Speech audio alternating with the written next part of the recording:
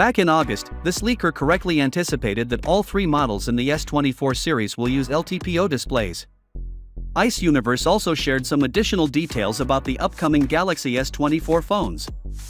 Ice Universe stated in a new tweet that the speed at which the S24 series screens respond to touch has improved by more than 10%, which means that when you touch the screen, it will react more smoothly and quickly.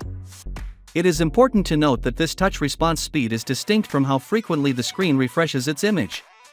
The touch sampling rate is the frequency at which a screen detects touch input, such as via a finger, a pen, or any other touch tool. For the Galaxy S23 series, this rate is 240 Hz, which means the screen checks for touch input 240 times per second. The Galaxy S24 series has a faster touch sampling rate, which improves the gaming experience by making it more responsive and fluid.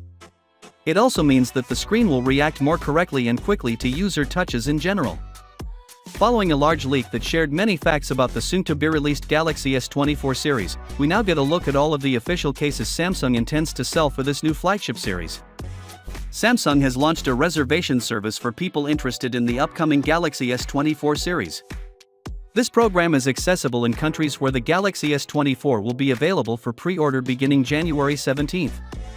Customers who sign up early to express their interest in the Galaxy S24 will be eligible for a discount on this new flagship model, as well as other prizes. This is a technique for Samsung to generate early interest in bookings for their new smartphone series. Now, as usual, let's go over everything about the S24 series, including what it can do, how it looks, and how much it costs. The regular Galaxy S24 will have a 6.2-inch 120 Hz dynamic AMOLED display with a resolution of 2340 by 1080. It will feature Samsung's newest M13 OLED panel shed by Gorilla Glass Victus 2 and reinforced with aluminum 2.0 for additional durability.